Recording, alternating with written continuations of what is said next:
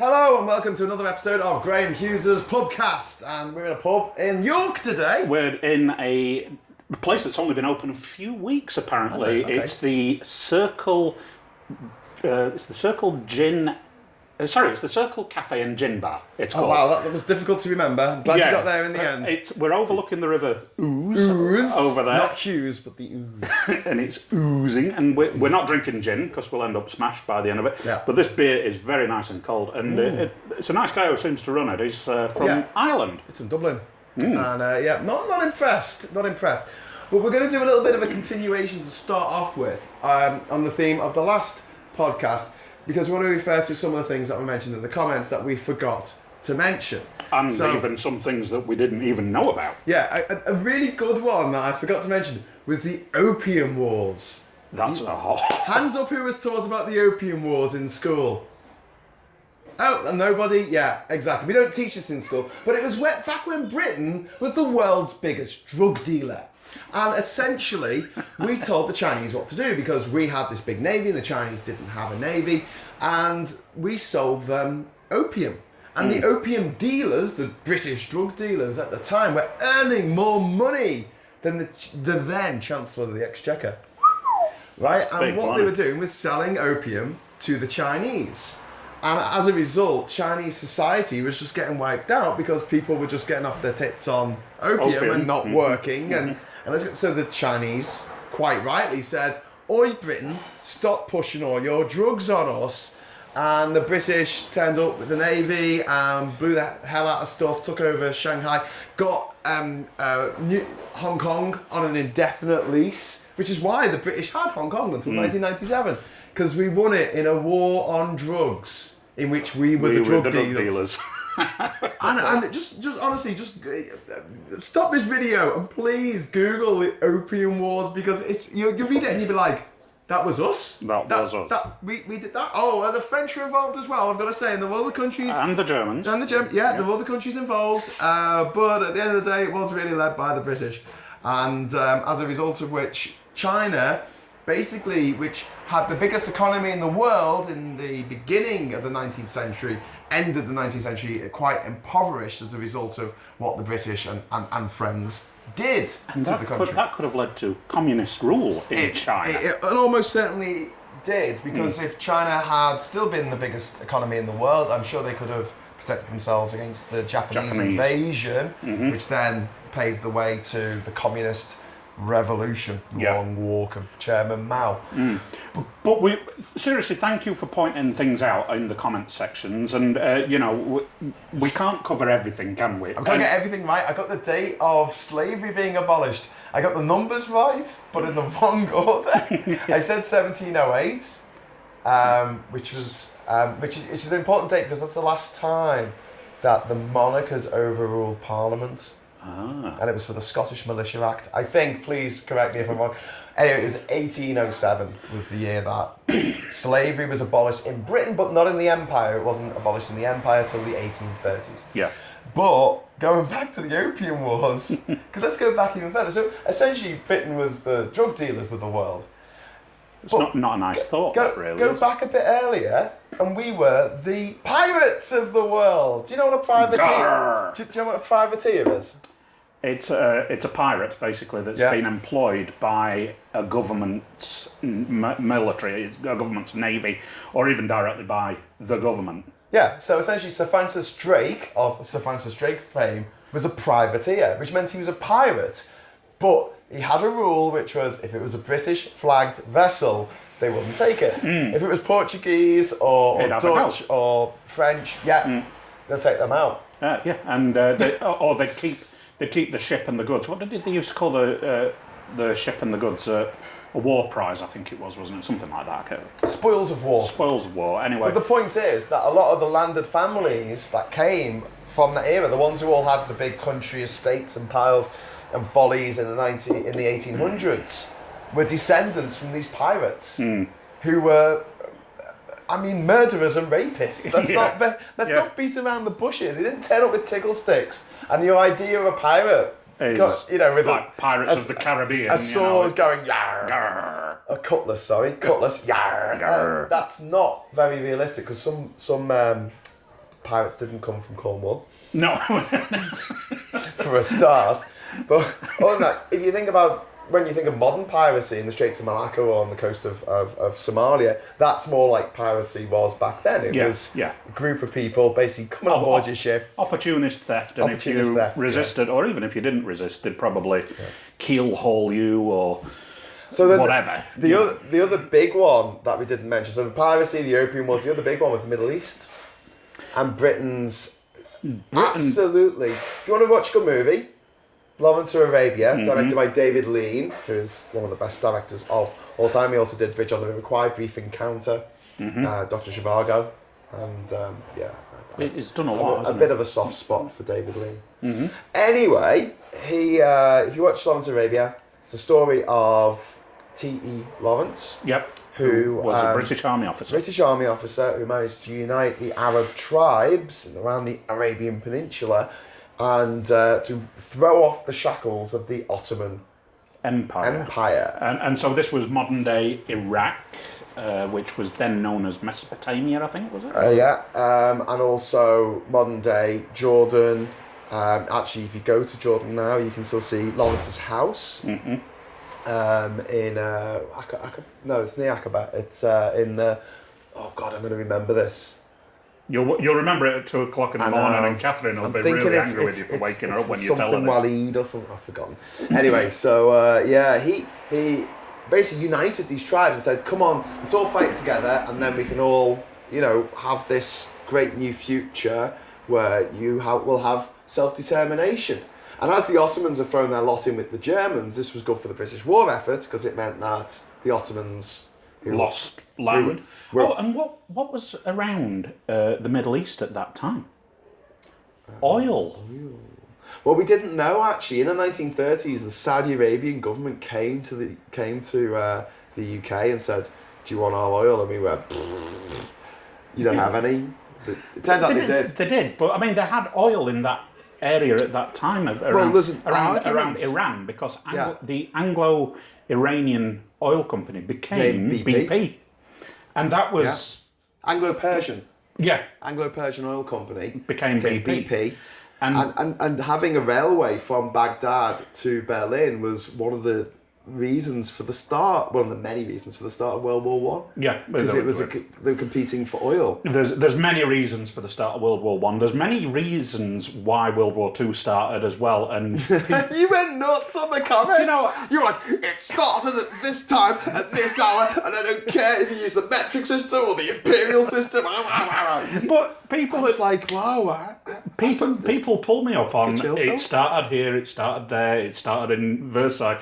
When I said it started at the signing of the Treaty of Versailles in a previous PUBCAST, someone corrected me on that, and oh no, it started in 1933 in Manchuria and all this kind of stuff, and now I'm getting corrected the other way, but we know certain things, and but sorry if you are watching this, I'm not really having a go at you, it's my frustration.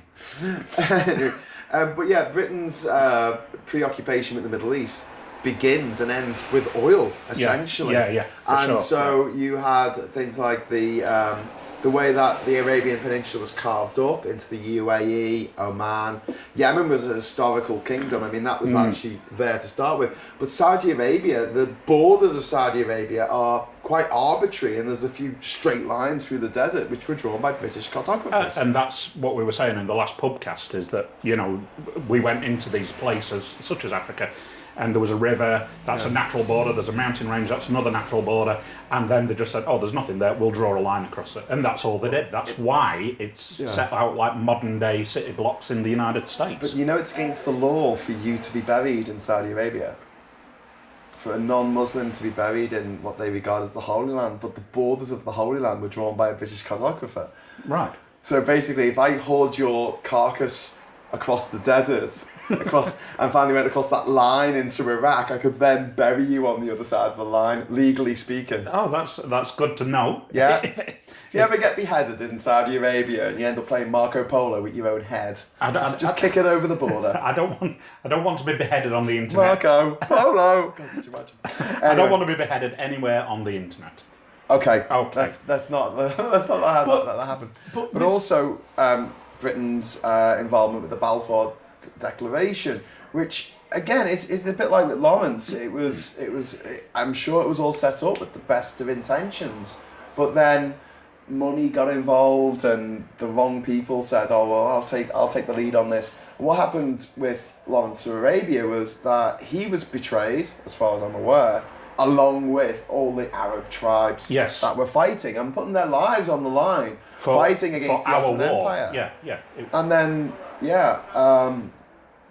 what's his name? King Faisal in Lawrence of Arabia, played by Alec Guinness. Oh. A bit racist now. You couldn't do that, could you? No, you couldn't. Yeah, it's like when Laurence Olivier played Othello. Yeah, good luck with that, mate.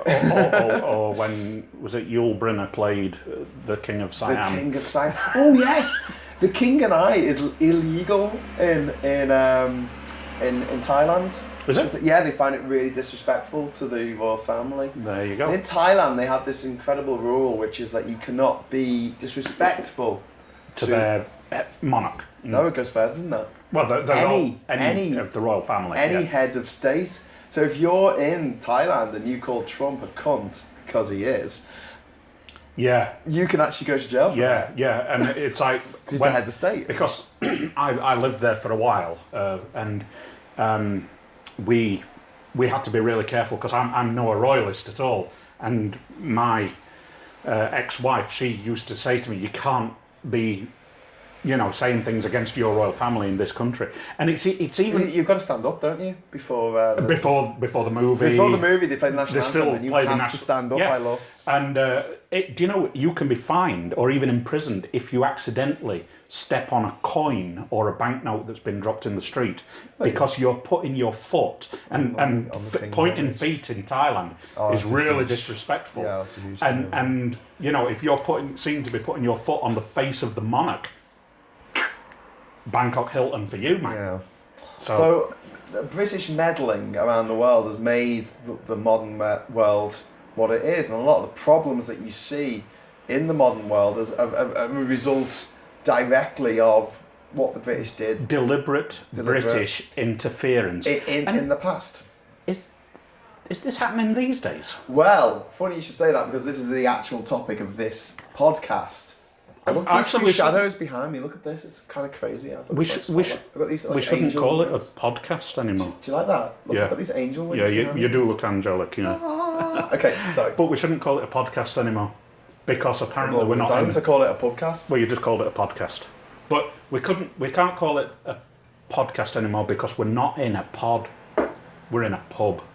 I don't know. Someone gave us a reason why we couldn't call it podcast. Well, podcasts are supposed to be audio only, and these are all video only. And the only reason for that is when I first started doing what was then the Three Blokes in the Pub podcast, I tried to put it on SoundCloud, I think, and they were like, "Yeah, you can put it on here, but there's a limit of an hour and a half." I'm like, "So that's one episode. I can't put two on." And they were like, "Yeah, well, if you want to put any more on, you've got to give us money." And I'm like, "Sorry, what? SoundCloud? I'm paying you to provide you with content." Yeah.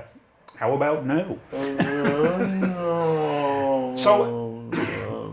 So anyway, we're doing this podcast, and it's about how British. Well, it's not meddling. This is deliberate, suicidal action is going to affect other countries as we've affected them negatively in the past. We're talking about Brexit. Are we? Yeah. Really? I mean, Oh, that old chestnut. There we are, banging on again, like a couple of lefty snowflake remainers. Yes. Do you know what? When I went to Afghanistan on my own with just a backpack, I marched over the border. March is probably a bad word. I stumbled over the border from Turkmenistan, and I went to the town of Herat for the day. And after going to Herat, I went to Iran on my own with just a backpack. And I thought to myself, God, I'm such a snowflake. Such a snowflake. Oh, I didn't tell you. There was a guy on Twitter. This is hilarious. So one of the insults that sometimes gets thrown to us is that incels, they call us incels. The crazy guy in Canada who went and killed people. Yeah. So incels are involuntarily celibate, right? Yeah. Right. So they can't get laid. So I'm getting that on it. And then another one, some weirdo on Twitter went through all of my old blog sites and stuff like that from Ginger Island, which is the island that I used to have. And every picture with me and women went, look at this, something's not right.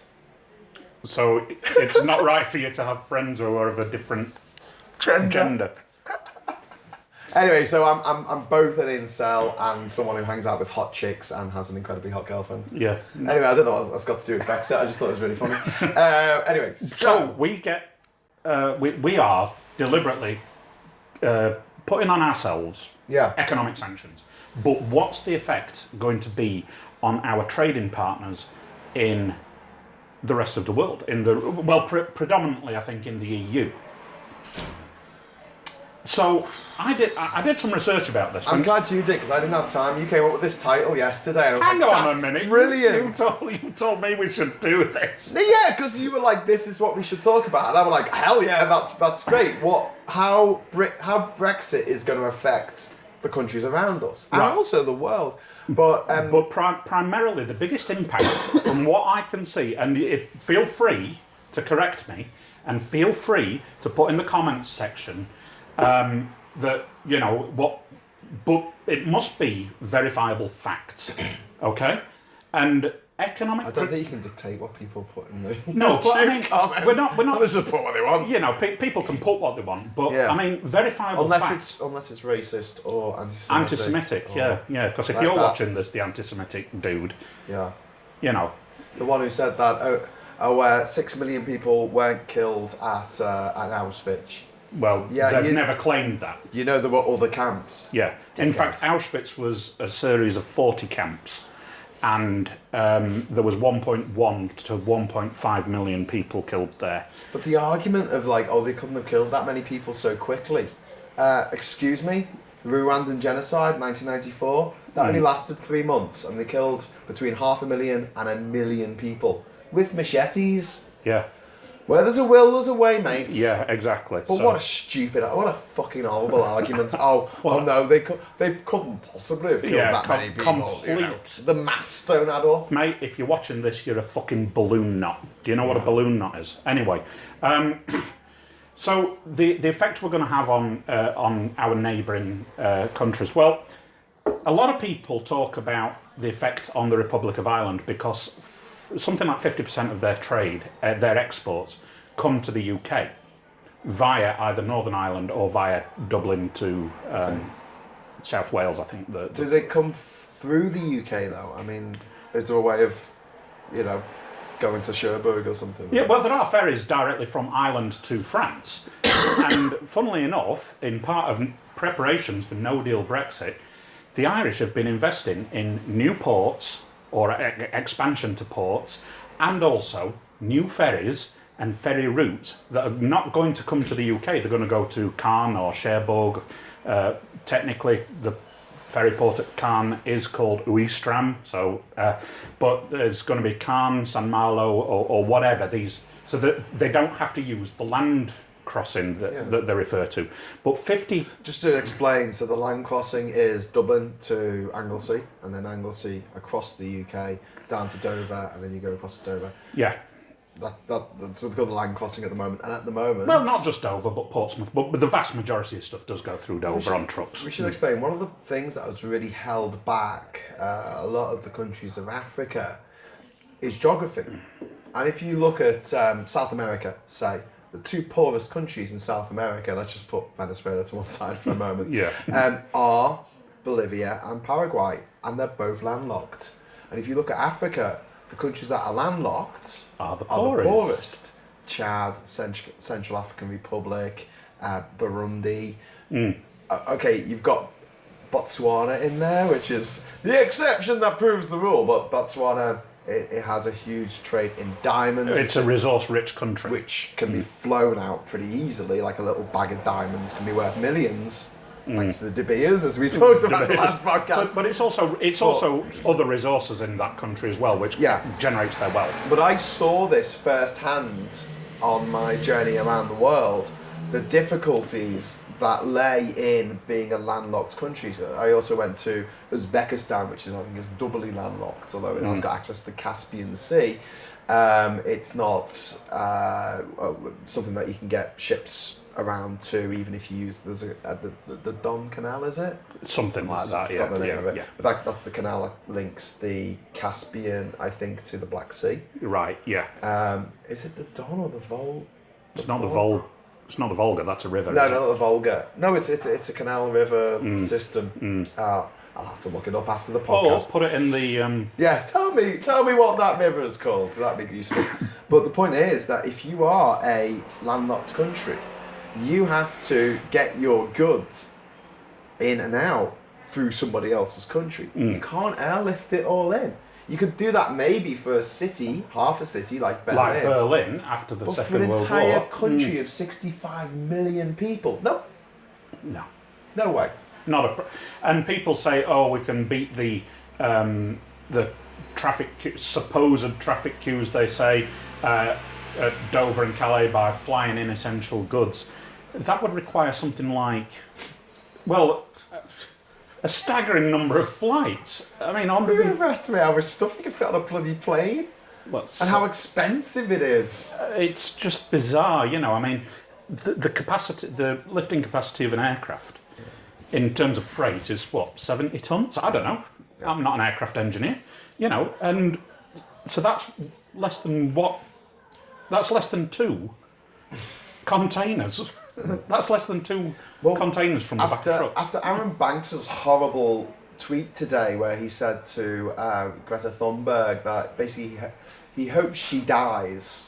His exact words were, there are freak yachting accidents in August. Well, the freak yachting accident line came from Blackadder Goes Forth. He said it to Captain Darling. He said, I hope you die in a freak yachting accident. That's comedy because it's an actor against an actor. It's not a wealthy business tycoon who is under criminal investigation saying it to a 16-year-old girl, right? If you want to learn how to insult Aaron, please say things like, what I think about you is, you know, I hope you wake up and there's 10,000 insects crawling in your underpants. You know, that's a decent insult, but you don't do it at a 16-year-old girl. Yeah, death. Death. It's not like, I wish you a mild inconvenience. It's like, I seriously hope that you die at sea. Yeah. Which is a horrible way to die. And not good. So what I'd like to see, because I spoke to a couple of my friends this morning who are in the army. I said, any chance of getting a Chinook and we could pick up Aaron Banks's yacht and then take it over to his mansion and just drop it on his mansion and go, freak yachting accident. And my mates were like, actually, Graham, the amount of force that you'd need to lift, it would have to be a very small yacht. You'd have to remove the mast. I was like, oh, I haven't thought this through, have I? But never mind. But yeah, But he was only joking about it. Yeah, I was. But well, is it? Yeah.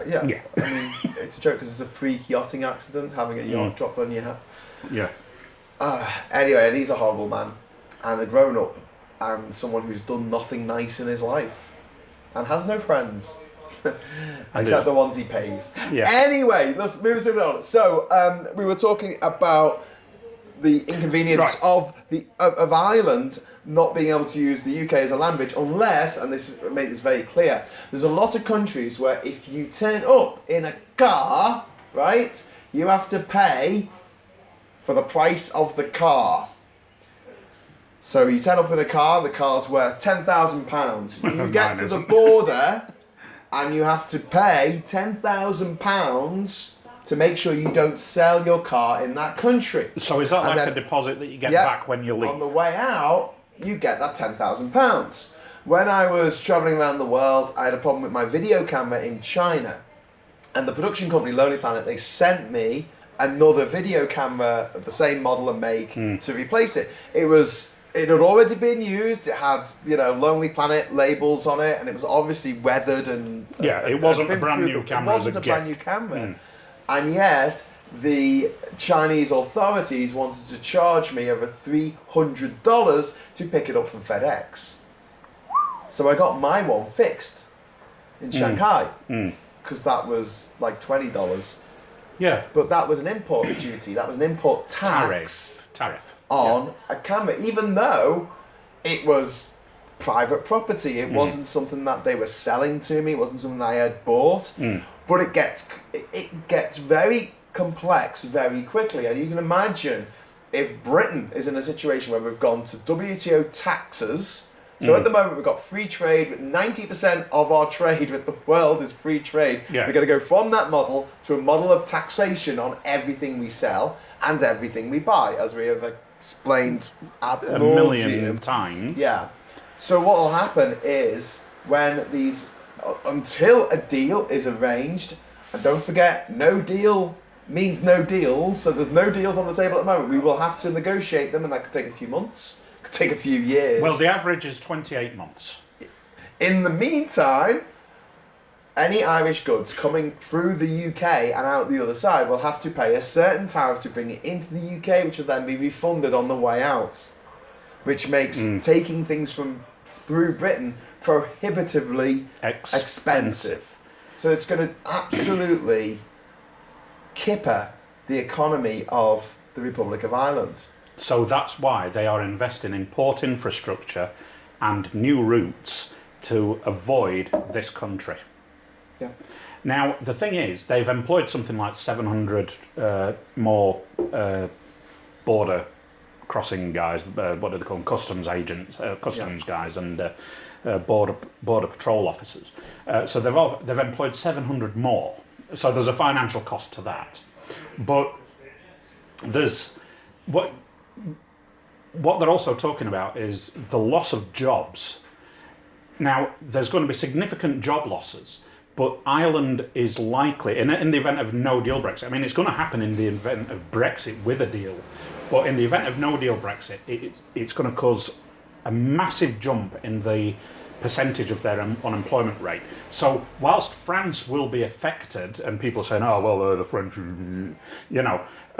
France is going to have 281,000 job losses as a direct result of no deal Brexit.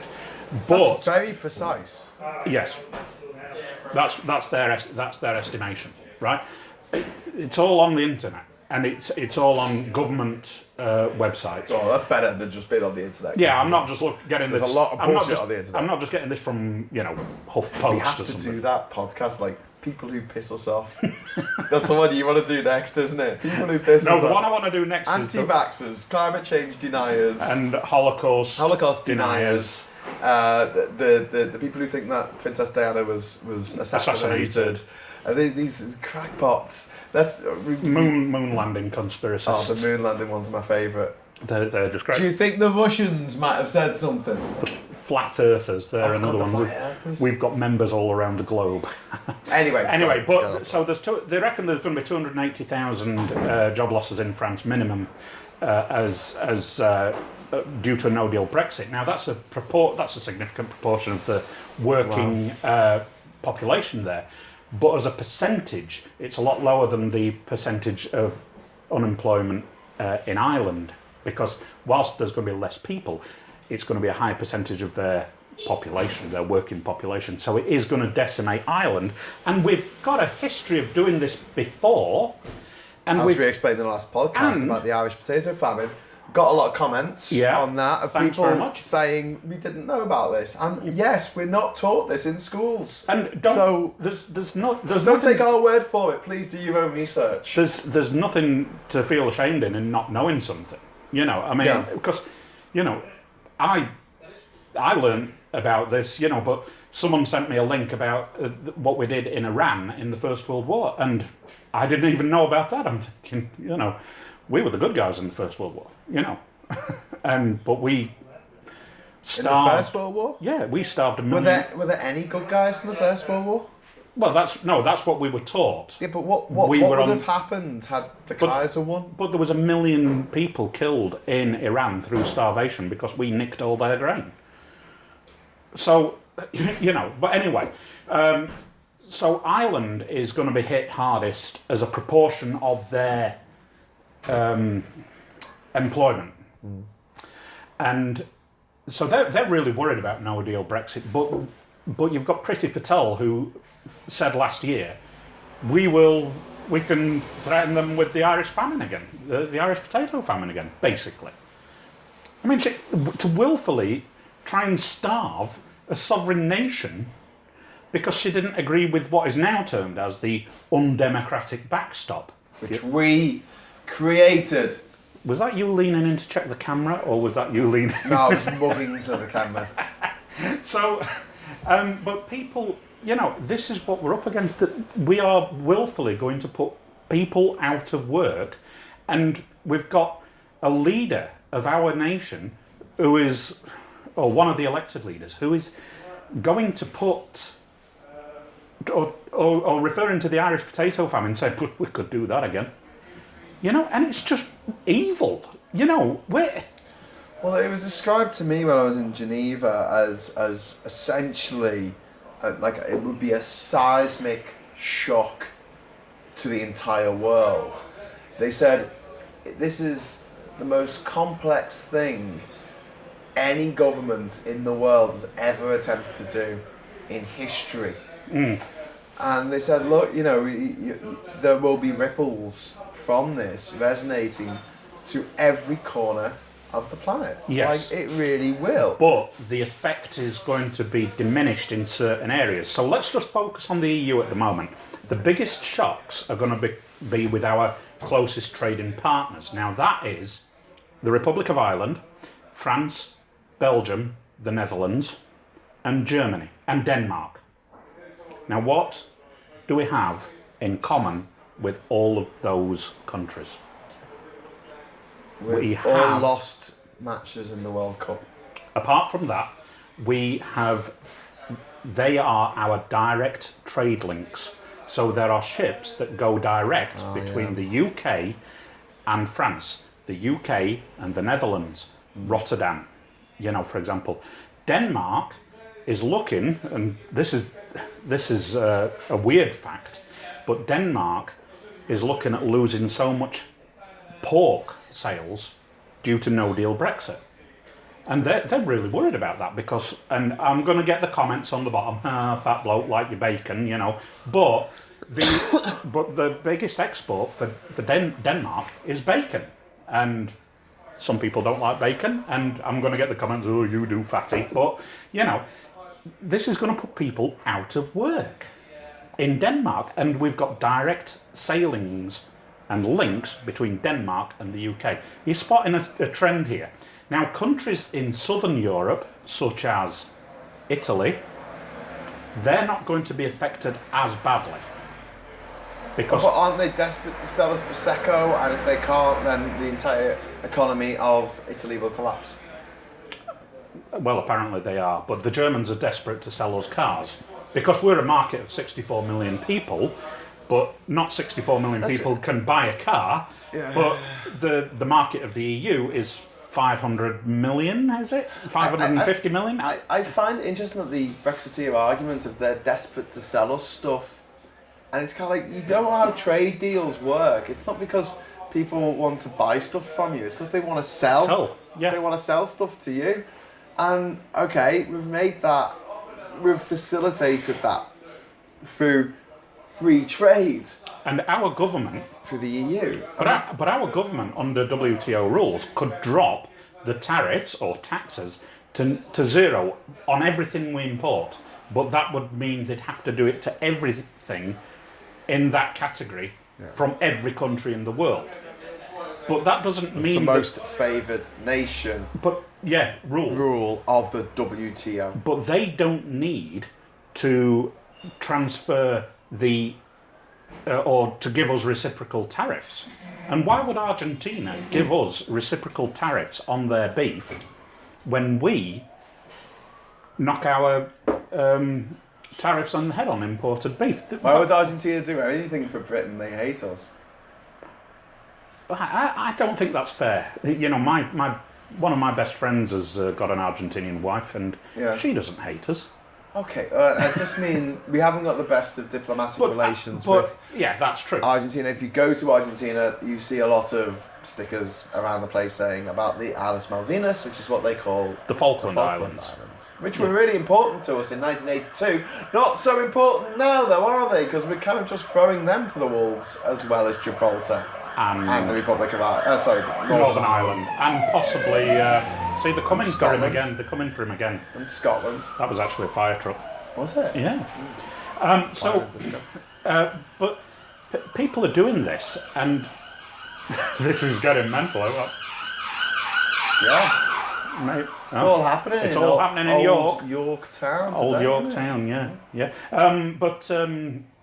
So people we're deliberately kicking these countries to the wall, or kicking them to the curb, sorry. And you just think, well, they're not entirely going to be falling all over themselves to do us any favours. And with the language that comes out from people like Boris Johnson, from Priti Patel. Boris Johnson, who called, said about the EU looking like a concentration camp. Yeah. Is that what he said? That was something like that, wasn't it? But this is also, this is... Are we collaborators? Oh, collaborators, that's right. So I'm guessing we're going to end up with some tattoos of... I didn't do that to collaborators. Collaborators got the head shaved. The head shaved. Well, they did, yeah. Collaborators with the Germans. Yes, that's what I mean. That's what our Prime Minister has called us now. We're collaborators. You watching this, who don't want Brexit to happen because it's fucking stupid and it's going to destroy the nation. It is literally going to stop Great Britain being a country anymore. Yeah. Because Great Britain's the name of our island and it incorporates Scotland. A lot of it is Scotland. Nearly half of it is Scotland. Scotland's a surprisingly big place. If that goes, then we're not Great Britain anymore. And we're certainly not the United Kingdom of Great Britain and Northern Ireland, because Northern Ireland's just going to say, listen guys, we're not having a border. What do they call it? A border poll, isn't it? There's talk about a border poll in Northern Ireland now, and I think it's going to lead to the destruction of the United Kingdom. And then what's left, England and Wales, will be economically the least competitive nation, advanced economy on the planet. That is a staggering fact. The stuff they make in France goes, 90% of their stuff goes out tax-free. 90% of the stuff going out from Spain, from Liechtenstein, Latvia, they've all got... Lithuania. They've all got trade agreements, although Liechtenstein isn't part of the EU, it's part of the EEA. Yeah. They've got trade agreements. We will have no trade agreements. And therefore, there will be taxation paid to a foreign government on everything we want to sell to the world. And we don't make trade deals because we want to buy things. We make trade deals because we want to sell things. And Brexit makes it really, really, really, really, really difficult to sell because there's nothing we make that can't be made elsewhere. And with a 40% tariff or 10% tariff or 5% tariff, people are going to go with whatever's cheapest. And better quality as well. Yeah. And also, if our quality goes down, you're not going to sell things made in this country to our friends in Australia or our friends in New Zealand, because everything we make here, they can buy from South Korea, Japan, China. It's a lot closer. And it's a lot closer. Economic gravity. So it's already a lot cheaper. So what's the effect going to be on the Commonwealth of Brexit? Because you're going to have a situation where Britain is... I don't think we're going to get to the point that we're a failed state, but... The collapse, the economic collapse of a first world country. We're not seeing shockwaves like this before. We've seen, third world countries like Somalia collapse, and then you see the shockwaves with Somali piracy and the... Advanced economies have collapsed, though. Not on this scale. Not on this scale, but the Argentinian economy collapsed in the 1990s. Well, the Venezuelan economy has collapsed. And Venezuela's government has followed. Look, I love it when people go, "Oh, Jeremy Corbyn, he just wants us to be like Venezuela," and I'm like, "Did you vote for Brexit?" And I'm like, "Yeah," and I'm like, "So you want us to be like Venezuela as well?" Venezuela, who famously told all of its neighbours to fuck off as far as it was concerned with trading. So it didn't pull out of Mercosur, did it? It was actually kicked out of Mercosur. I think in 2016. Yeah. But before then, there was a trade agreement that they had with Chile and Mexico and Bolivia, I think. Someone's going to correct me. Put it in the comments. Possibly Colombia, yeah. And they said, no, we're going to walk away from this. We don't want any trade agreements. And that all of our problems are caused by the USA. Does that sound a bit familiar? It In the way that sounds a bit our familiar, tabloid press have told everyone for the last 40 years that all of our problems have been caused by the EEC or the EU. Yeah. It's an interesting comparison, that, and probably. And what's happening with Venezuela at the moment? Because there's so many people out there who are watching this, and I'm sure have the best of intentions and really want the best for Britain, and are thinking it's okay because once things get really bad and children are starving, then the Brextremists will see the error of their ways. I've got news for you. They won't. No. Because, in Venezuela, even though people are now on the Maduro diet because they've lost so much weight with the shortages of food, having to queue up for loaves of bread, which has been, that whole system has been taken over by gangsters. Yeah. If you want food now, you pay gangsters for food. Yeah, you pay criminals for food. Yeah. And you have to send one member of your family away to another country in order to make actual money to send to you. So is it time to pick now for November which member of your family you're going to send to another country. Oh no, but you won't be able to because you'll not have freedom of movement. Shit, yeah. Yeah, but Venezuelans don't technically have freedom of movement. Yeah, but they used to actually. They used to be able to freely move, but now neighbouring countries like Colombia and Panama are really clamping down on what they regard as economic refugees from Venezuela. There's a lot of anti-Venezuelan sentiments. Is the situation? This is sort of slightly off subject, but I mean, perhaps you can answer this. Venezuela, are they having to do in Venezuela what they had to do in Zimbabwe and what they had to do in Weimar Republic Germany? That to buy a loaf of bread, they literally have to take sacks full of money. Well, no, that's kind of what happened in... Because that happened in Zimbabwe when I was there. That's what happened in Zimbabwe, but everyone just started using US dollars. Well, the stable currency. Yeah, the government banned it. And said you can't trade in US dollars, but you just did it anyway. Yeah, exactly. Because it would retain its value. But is that happening with the local currency in Venezuela? Yeah, so, inflation's at 40,000% in Venezuela. Good Lord. Anyway, and that was a first world economy. I mean, it wasn't a developing nation. Yeah, it's got the biggest oil reserves in the world. Yeah. And when we fall back on this idea of but Britain's got loads of money, we'll be fine. Well, we have got loads of money, but it's held by 2% of the population. It doesn't make any difference, really. Yeah, exactly. We have to keep our head above water. We have to keep swimming. It's like a shark. If you don't keep swimming, you die. And we are not. We're going to go from 6th gear, put it into first, or even reverse. Yeah. So that's what we're going to do to our economy. But we're also going to take down other economies. Yes. Or not take them down, because the EU has said they are going to support the nations that are members of the EU. They're ready. I mean, I'm sorry to say, but they are way more prepared for this than what we are. And you know what really makes my piss burn about this is that you've got people like Farage now saying, breakup of the union is worth it if we get Brexit. Well, it won't be Brexit. It'll just be exit, because it'll be England.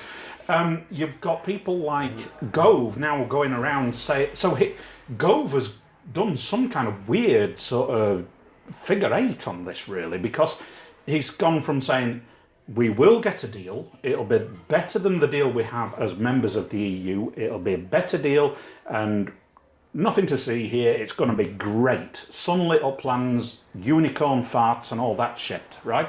Then earlier this year he was saying no deal will decimate our agricultural sector, so we're preparing subsidies to prevent that. Exactly what I said on my YouTube video, Farmer Brexit, over 2 years ago. I never saw that, but I'm just Cassandra, mate. I just predict the future and no one believes me.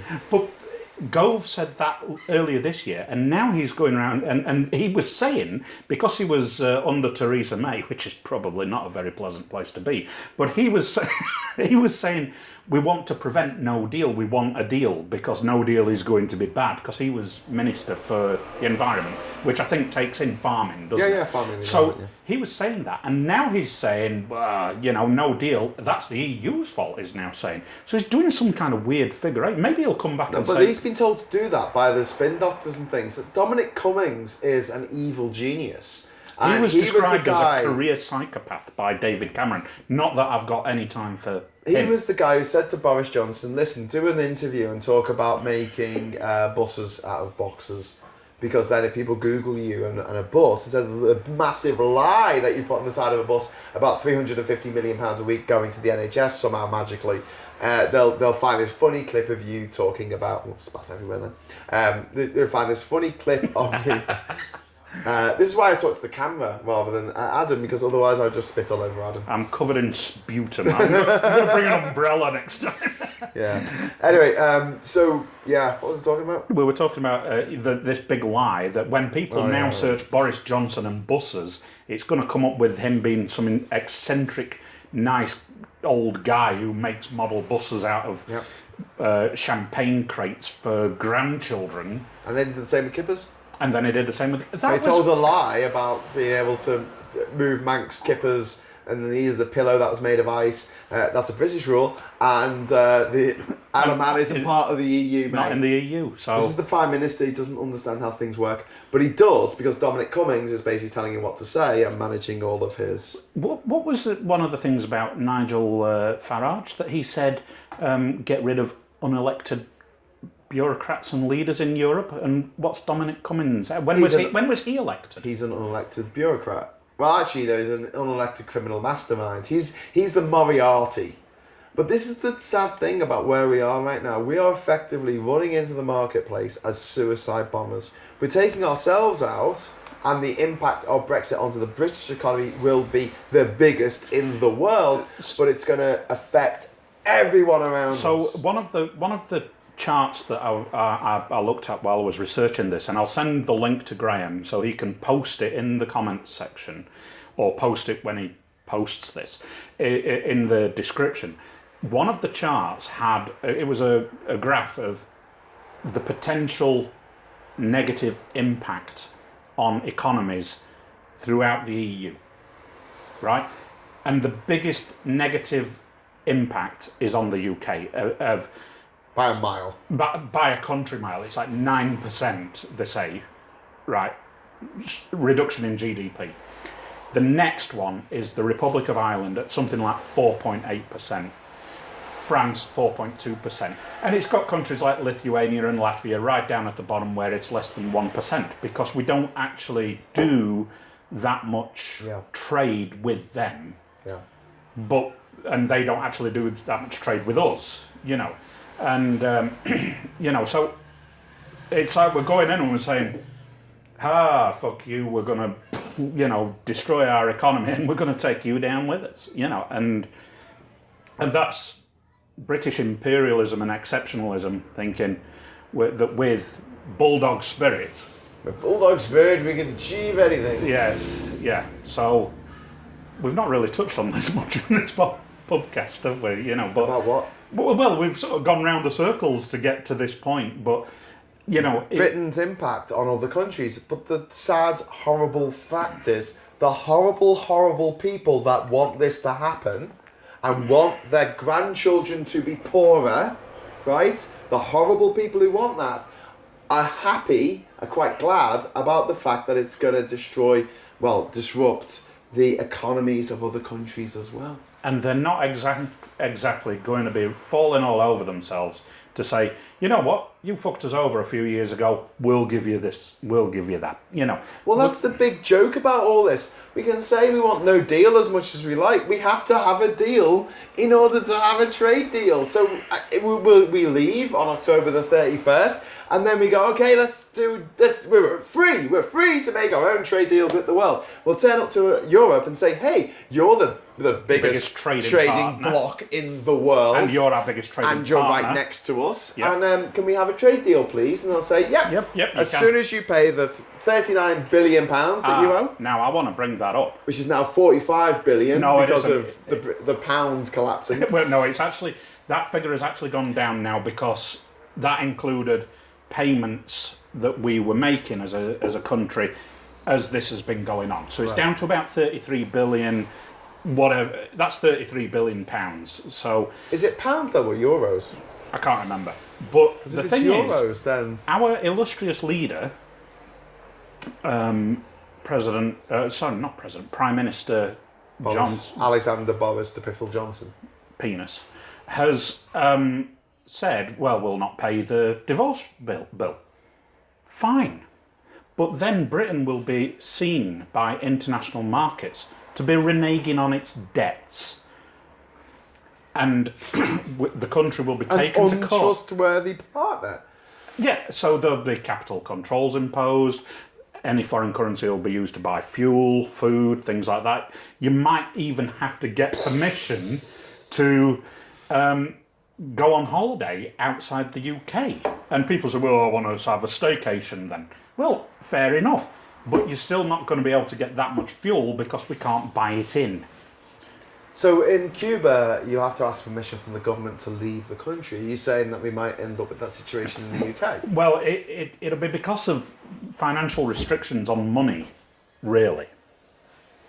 So I'll put this. I've put it in the comments section in one of our earlier videos, and I'll send this to you again, Graham. That if people want to see what the facts are, I mean, and this happened to Argentina. I mean, their currency just what was the currency of Argentina? Probably the peso. The Argentinian peso. So, I might be wrong. Can I look it up? You know, See, we record the sound for this on our phones, so we can't use our phones while we're actually. Well, that's right. But the Argentinian currency collapsed, and there were capital controls in place, and there was restrictions on how much cash that could be withdrawn from ATMs and from banks. There was a run on the banks. There was a run on the banks. In 2002, I remember it. I was there. Were you there? Yeah, I was there. Actually, so when you did this thing about going all around the world and visiting every country you went to, there was some kind of disaster. No, this is before I did that. I did that journey from 2009 to 2013. No, I travelled a lot before that. To make sure that it could be done. So, Graham, could you just put a video up here and say, next time you're going on holiday to, I don't know, Italy or something, could you just let people know so, in case the currency collapses? Yeah, it's funny you should say that because it's not funny, it's actually tragic, but a lot of the places that I went to and I've been to in my life suffered a massive tragedy. Subsequently, so there's photos of me at the top of the World Trade Center in 1999. I was at the Sari Club in Bali, in Kuta in Bali in 2002, and a few months later the bomb went off. 2002, the bomb went off. I was there in 2002. Basically, I was there every night that I was there because they had really good music, and Paddy's Bar across the road also had really good music. And they showed the videos of the music as it was playing. So if you were like me and you were traveling on your own with just your guidebook to keep you company, you turn up at the bar to have a drink, you could watch the telly and go, oh, I like this song. But yeah, so but the one of the closest shaves, I guess. I was actually in a place called Ahmedabad in India in February 2002, and there was a massive massacre there. That was literally a few weeks later. Was that in the hotels? No. That was Mumbai. No, this was there was a train that was set on fire, and the carriage had Hindus on it, and then there was this massive riot in the city in which over 1,000 people, mostly Muslims, were killed. It was pretty epic. And now when I see, I mean, Negombo in Sri Lanka, where there was the Easter massacre. This year, that's where I stayed in Sri Lanka in 2012. I was there. But that was quite a long time ago. Sashil Mia. I was staying there for about 6 months. Yeah, because I got stuck in Thailand when there was a coup d'etat there.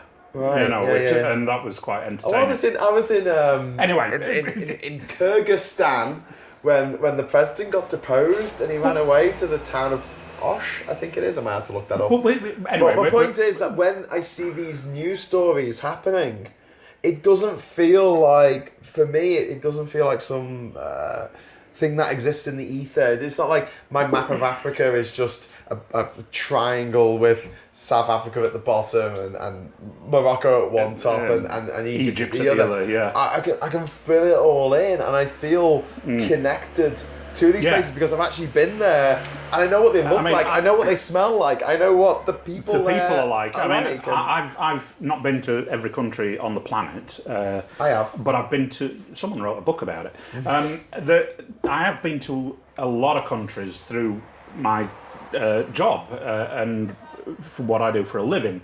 I've been to a significant number of nowhere near. I mean, what he's been to, a lot of countries in Asia, a lot of countries in,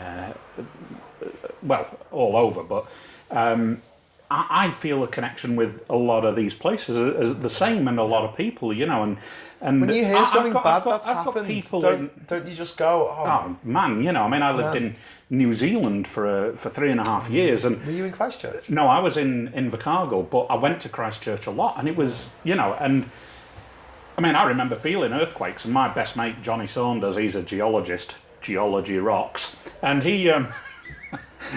I phoned him up when we had an earthquake in Invercargill, or near Invercargill, and it was quite exciting. But then when you see what happens in Christchurch, you really feel for the people of that city, and it's like.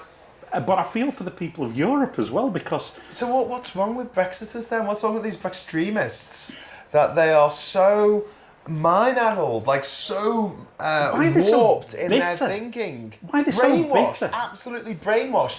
That they've spent their whole life going on holiday to Spain or France or somewhere, whatever. And now they've got family from Italy or from Ireland, and now that they're saying, I want those people to suffer. I want the children of this country and of other countries to suffer. I'm quite prepared to let them suffer. Yeah. Yeah.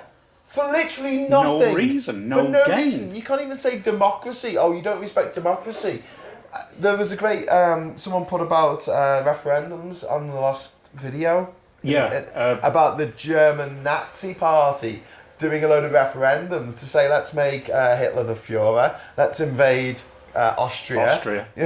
Annex Austria. Yeah. And they gave and who were we? Who were we as the British to say to that sovereign nation, I'm sorry, we're going to have to go against the will of the people? They had 99% in a fraudulent fraudulendum in which the Nazis basically said, vote for us or we'll shoot you in the head. And your family.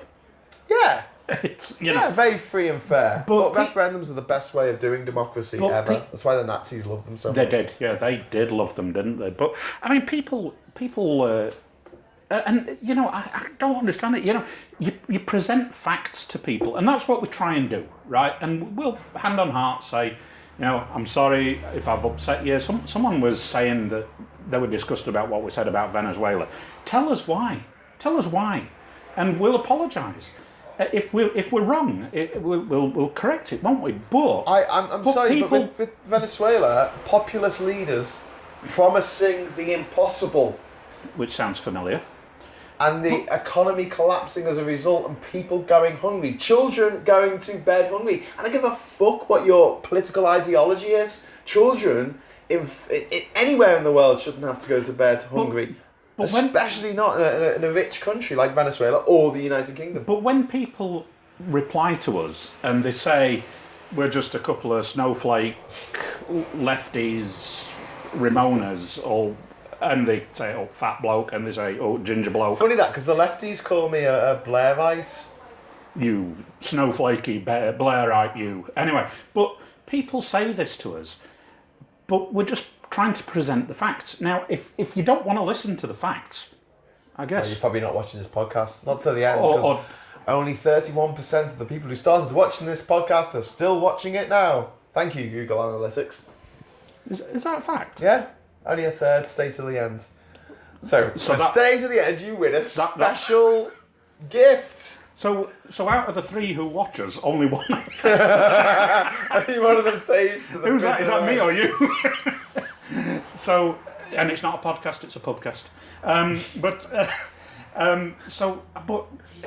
I have this discussion with people who I know in the cricket club, and I was talking to an Irish fella yesterday who's lived in Wickersley. We did a clubcast from there. A couple. Ooh, I didn't think of that. Clubcast, PUBCAST. I should have changed the little picture. But we did a PUBCAST from there a couple of weeks ago, and people, I was talking to an Irish fella there last night, and he said, you know what, he's looking at. I mean, he's an older fella. I think he might be retired, and his wife's Irish as well. And I don't even know whereabouts in Ireland they're from. But people, he was saying, I'm seriously looking at leaving the UK. And I said, well, yeah, but you'll, in no deal, you will be okay because the common travel area existed before we signed up to the then common market. Yeah. So the UK and the Republic of And Ireland. he said, but we're not going to be okay. What are they going to do next? So that's the thing, and they've gone from saying, and you can't reason with this couple. I could reason with, of course, but some of the people who are in there saying, well, yeah, but we voted, and Theresa May did this, that, and the other wrong. If you go into a divorce, you don't turn around and put everything on the table. And I said, well, how long have you been married to him? And she said, 52 years. And I said, well, so you've never been through a divorce. But you can't reason with them. But that's the thing, it's like, okay, we're going to get divorced, I don't love you anymore, we're going to get divorced. And you can imagine, like, still being friends afterwards, but the idea that after a very acrimonious divorce in which you behave like a fucking barbarian, like an absolute fucking hooligan, and you degrade, you insult, you publicly slag off your ex, right? And use the children as pawns in some sick game. Exactly. You say, oh, well, we're going to let the children starve if you don't give me what I want. Or EU citizens getting threatened with with what was it about the NHS this week, that they're going to have to take all this documentation to be treated by the NHS, even though under the last PM she was trying to guarantee their rights. So what the fuck is wrong with you? Seriously though, I mean, to do that and say, right, we're going for the divorce, and then once the divorce is finalised, and the divorce is, we give you nothing, so basically we're going to split, I'm going to take everything, I'm going to take the house, I'm going to take the car. I'm going to get everything, and then we're going to have a negotiation on what happens next.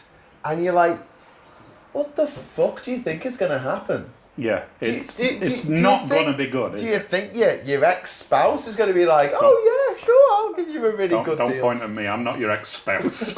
I love you, man, but not that much. Don't to your ex-spouse. But it's illegal now, man. Let's do it. And on that note, back to the studio. Cue the comments. But I just don't understand the mentality of it, and it's like, people are then saying we voted, and the government's literature was factually correct that if we vote to leave the EU, we would leave the single market and the customs union. But Farage never said that during the campaign. Yeah. Boris Johnson never said it. David Davis. Yeah, but come on, we go out into the street now in York and do a little survey, and we go, does Boris Johnson tell lies? 99% of the people out there will say yes. 1% will say who's Boris Johnson, because 1% are just absolute idiots, and that's just one of the facts of life. They might not be idiots. They might actually be like quite blissful in ignorance and just avoiding all God, this. I'd love to be that ignorant. But yeah, the point is, we know that Boris Johnson lies. And no, but we know that Trump lies. We know that all these populist knobheads around the world lie. And you could do this in Venezuela with Maduro. Does Maduro lie? And people go, yeah. But their supporters will say, yes, he lies, but I love him anyway. Yeah. Because they are in love. Yeah. And we keep... And it's a cult. Talking about isn't it? Yeah. This idea that one day, that the Brexiteers will wake up and they'll see how bad things have got. No. They'll blame the EU and they'll blame you. They'll blame me. They'll blame Adam. We will be the reason why it all didn't end perfectly. Because people like us didn't have the bulldog spirit. And they'll be backed, in that opinion, by the BBC, by the mainstream media, by all of the Daily tabloids, Mail. the Daily Mail. And today, the fucking Guardian, which is supposed to be a left-wing newspaper, apparently, but I think it's been taken over by that pubeless fucking wonder, Owen Jones, who's a cock. He's blocked me on Twitter because I made a little joke about Jeremy Corbyn being in Amsterdam and saying, oh, has he left yet so we can tell, Anne to come down from the attic. And he blocked me for that. Do you know who's holding these people to account? The Guardian reprinted the fact that horrible tweet, that nasty "I hope you die" tweet that Aaron Banks sent out last night. They said, oh, it was a joke in their headline. So we're up against it, guys. Get ready for a fight because it's coming. I think when it all goes horribly wrong, well, assuming it doesn't change anyone's mind. But assuming it doesn't go horribly wrong, I'll, hand on heart, do one of these podcasts with you and say we were wrong. Oh, I was wrong. That's a good question to ask, though. People are like, what if you're wrong? Yeah. What if we're wrong about climate change? What if it's actually not happening? Yeah, well, we're still pushing for energy self-sufficiency and cleaner air and less asthma and less respiratory diseases and less people having to do horrible shit jobs like coal mining. So I think in general, even if it was a hoax, it would still be a good thing to do. If you're wrong and you don't believe climate change is real, then we're fucked. It's the middle of August and there's people walking along the bridge here over the River Ouse in York and they're wearing rain macs and scarves and all that kind of stuff. Well, and that's a pretty typical British summer, though. No, but I mean, it's not typical weather, is it? I mean, it was March and we had the record temperatures in March. Climate change is happening. I'm not exactly an eco-warrior like Greta Thunberg, but, I don't want to see my children's future ruined by our activities, I accept it's happening. It's not my expertise, I don't want to say Someone said, oh, but we're only 1% of the world's pollution. I'm like, if I was 1% of the world's murderers, I would still want to do something about that situation. Yeah, that's right. I was like, oh, it's fine, we're only 1%. Yeah, we're this big. You see the size of the world? Oh, for God's sake! It's just bizarre, isn't it? It's infuriating. But the whole point of this podcast, to bring it to a close, because we're well over the hour mark now, is that the effects of Brexit will be like a stone in a pond, in a mill pond. And those ripples will resonate geographically and temporally. I think that's the right word for it. Through time, it will ripple through time, and we will not see an end of this for 50 years. And people are going to be talking about Brexit, whether it happens or not, for a long, long time. If it doesn't happen, then there's much more chance of it going away as a thing than if it does happen. People are still going to talk about it. I mean, we're betrayed. You'll have the narrative betrayal. We've already got that. Yeah, which is exactly what Hitler did with the First World War with the Jews. He said, stab in the back theory. we were stabbed in the back. Yeah, it would have been wonderful had we not been stabbed in the back. And something that you should really people should take on board is the Weimar Republic had actually got itself back on its feet after the huge crash at the end of the 20s. Yes, yeah. It was starting to recover, yeah. By the time Hitler got in, so he enjoyed, as often happens when you have sort of a conservative government that trashes the economy, and then you have another government comes in and that does quite well, and then you had the credit crunch, and then the Conservatives came in with and they said, oh look, the last people messed that up. Yeah. The last people messed that up. So we're pissing off his entire family. We're pissing off all his friends. We're pissing off everyone in the world. No one's going to trust us anymore. Why would you? You wouldn't. And that's the thing. And if we don't pay the divorce bill, that's going to have even more ramifications. We're going to have to pay it anyway if we want a trade deal. But we are. It's going to be like trade deal. They're going to be Northern Ireland, sort that shit out. They're going to be EU citizens' rights. And people who say that we can trade with the USA if we are seen to be in breach of the Good Friday Agreement. Was it Nancy Pelosi said yesterday? Congress will yet block again, it. Congress will block it. We will not have a trade deal that is worth a Panascouse anywhere in the world. Yeah. We have continuity deals in place with the likes of the Faroe Islands and Papua New Guinea and Fiji. Oh, and by the way, there is a hard border around Switzerland. I just thought I'd throw that in there. Well, not for people, because they're part of Schengen. Is. Yes, there is. I've been stopped. They can stop you. They can stop willingly. But for goods, they're part of Schengen. Yeah, but there is a hard border, and people saying there's no hard border. They can stop you between France and Spain, but they don't. There's very rarely anyone there. But there are posts around Switzerland, and I've been driving in, and they've pulled the car over, and they said, right, we want to check your insurance, your passports, and everything. They do it. Check it out. Go to a border that is on the customs union. Yeah. Which I've done. I've been to the border at Newham with Neum, I think it's called, in Bosnia, which is this little tiny bit of Bosnia that cuts across the two parts of Croatia. I've also been across the border in, Syria. Good luck with that now. Into Turkey, which is part of the customs union, and also from Turkey into Iraq and back. Going from Turkey into Iraq wasn't so much of a problem. Oh, really? Coming back took all day. I can't imagine it would have been that easy. All day, and the queue of trucks went to the horizon. We know someone who does this for a living, don't we? We do, Kieran the van driver. Yeah. So it does happen. Look, it's an hour and 11 minutes. And you've got to get your train. What time's your train? My train, I don't even know what time it is now. 3:30. Okay. People are asking in the comments about the Y2K thing. That's coming up. That's going to be an interesting one. We're going to do a Y2K episode. Do you think that we can spin that to a whole hour? We can talk about other stuff. We have no problem anyway.